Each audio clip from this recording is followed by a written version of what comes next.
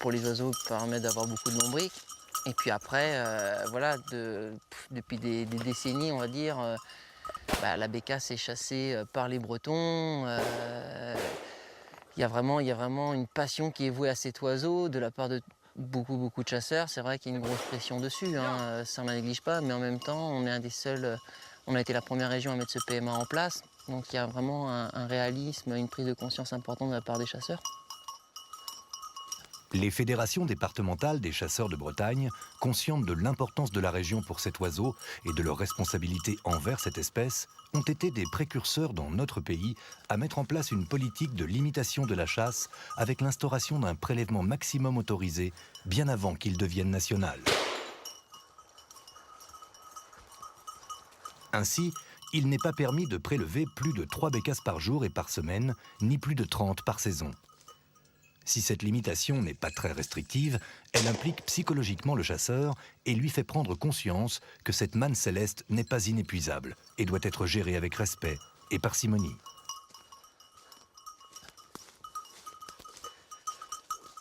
Dans le temps, dans les forêts, ils étaient 3 bécassiers, maintenant ils sont 15. Dans certaines forêts, c'est même passé à 20, c'est devenu du commerce. Donc il fallait absolument passer par ce PMA. Je ne peux pas te dire que c'est l'idéal, ça ne sera jamais l'idéal, mais c'est un début. Les gens font attention. Beaucoup de gens disaient dans le temps ça ne sert à rien, et maintenant ils y font attention, bien attention. On aura toujours des fusillaux, ça on n'y pourra rien. Ça, je pense que ça sera toujours comme ça. On le voit pour le chevreuil, on le voit pour le sanglier, des gens qui ne peuvent pas s'empêcher de tirer. Pour la bécasse, c'est pareil, mais de plus en plus de jeunes ont pris conscience qu'il faut absolument lever le fusil, même arrêter de chasser pendant un moment, et continuer à sortir avec les chiens. Il y a autant de plaisir. On a le droit à 30 bécasses par an, 3 bécasses par semaine. Une fois que j'ai fait mes 3 bécasses par semaine, même si je l'ai fait la première journée de la semaine, et bien après c'est fini. Je laisse mon fusil dans la voiture, je sors mes chiens et je continue à sortir toutes mes sorties. Je fais toutes mes sorties, mais sans fusil. On prend autant de plaisir avec des chiens et puis voilà. Au bois! Au bois! Allez! Allez! Le principal, c'est de respecter les quotas. Et tant qu'on respectera les quotas, on aura des bécasses tout le temps. Elle s'étend en effet de l'Europe à l'Asie, en passant par l'Afrique du Nord. On retrouve ainsi la mordorée suivant les périodes de l'année au Maghreb, sur les îles britanniques, en Scandinavie, en Russie, en Iran, en Asie du Sud-Est et même au Japon. Bécasse!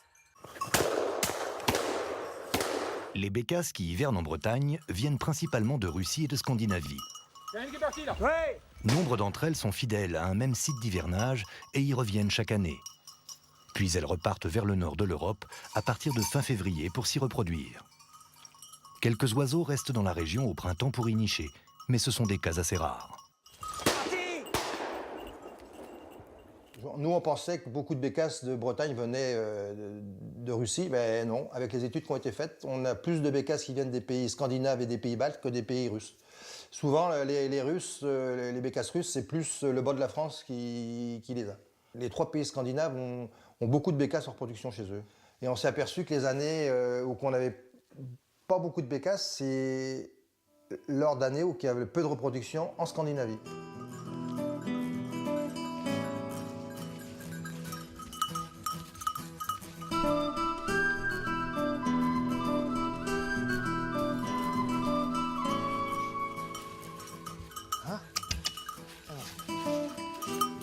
C'est pareil, le chien, le chasseur fait pas tout, mais il aide beaucoup ses chiens, ça permet de les appuyer, de bien les guider, de pas faire n'importe quoi.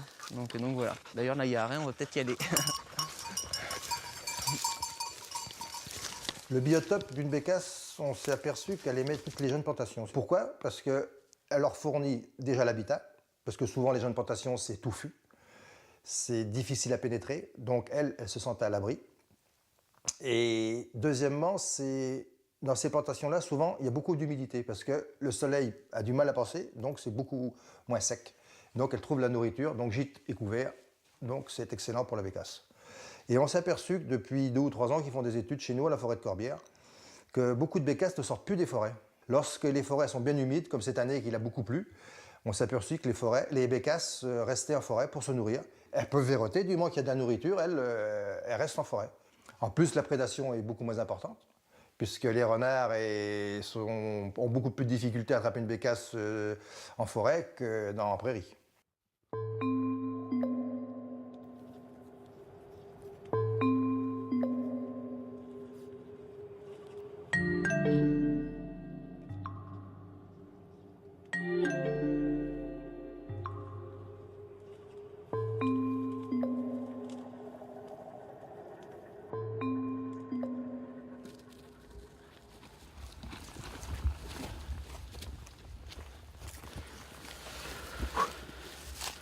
De notre scolopax disparaissent au profit des prairies artificielles et des cultures transgéniques. Oui, c'est un peu inquiétant parce que beaucoup de prairies naturelles se disparaissent, mais on en voit, à l'heure actuelle, on bague des bécasses sur des champs de maïs coupés. On bague des bécasses sur des vignes. On bague des bécasses un peu partout. Donc, oui et non, on s'aperçoit que les bécasses, je pense qu'elles arrivent à se nourrir un peu partout. Et elle est très opportuniste, je pense. On en trouve aussi dans les pelouses. On en trouve partout dans les parcs zoologiques. On en trouve partout des bécasses à se nourrir. Je pense que du moment qu'elle arrive à sortir de la forêt, elle peut se nourrir à peu près partout. Elle mettra plus de temps peut-être à se nourrir sur un champ de maïs que sur une prairie naturelle, peut-être. Mais elle arrive toujours à se nourrir. On n'a pas jamais trouvé de bécasse complètement maigre en pleine saison de chasse, à part le froid. Autrement, jamais on a vu de bécasse mourir de faim en France ou ailleurs, quoi. Jamais. Mais tu crois qu'il ne serait pas judicieux de la part des chasseurs de penser à aménager des territoires spécifiques? Écoute, j'en reviens à la forêt de la Corbière. Ils ont aménagé un secteur dans la forêt. Ils ont remis des vers. Ils ont relâché des vers, pas des faisans ni des bécasses, ils ont relâché des vers sur tout un secteur de forêt. Et on s'est aperçu depuis 4 ans qu'on suit là-bas, il n'y a pas plus de bécasses sur ce secteur-là. Pourquoi? Parce que le biotope ne lui plaît pas. Point, tout simplement. On a beau remettre de la nourriture, ils ont remis des vers, des lombrics. Ça fait plaisir sur bon sanglier, mais les bécasses, on n'en voit pas plus sur ce biotope-là. Alors que sur d'autres biotopes qui sont bien propices, c'est-à-dire des jeunes plantations, là, la population est en augmentation. Ce qu'il faut surtout, c'est l'exploitation de la forêt. C'est très important. Une vieille forêt est très mauvaise à bécasse.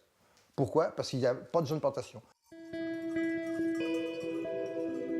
Chaque année, la France accueille une part importante du contingent européen de bécasses des bois. L'analyse des variations annuelles des effectifs en migration et en hivernage dans notre pays est ainsi un élément décisif dans l'estimation du statut de conservation de l'espèce. Ce suivi des effectifs est organisé à partir de 2 indices d'abondance récoltés à 2 moments de la journée et par 2 moyens différents. Le jour, lors de l'activité cynégétique, et la nuit, au cours des opérations de bagage. Depuis le milieu des années 80, le bagage des bécasses s'est considérablement développé. Désormais, chaque saison, c'est entre 6500 et 7000 bécasses qui sont baguées en France.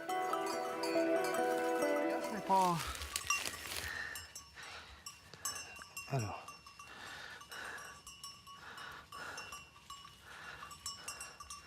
C'est une jeune de l'année où la mue est bien avancée. Enfin, disons qu'on peut s'apercevoir que les rémiges, c'est bien fini, c'est pas trop usé, donc on pourrait penser à une adulte. Et effectivement, les rémiges d'au-dessous se dessinent bien également, mais la mue n'est pas totalement terminée. Enfin, moi, je vois surtout derrière. Surtout derrière où la dernière bande n'est pas du tout poussée, pas bien arrondie ni pointue, mal finie, et surtout la deuxième n'est pas poussée du tout, quoi. Donc la mue n'est pas terminée. Ceci dit, elle est bien avancée quand même, mais c'est une jeune de l'année. Mais un bel oiseau, hein. 320, 330 grammes sûr, un bel oiseau.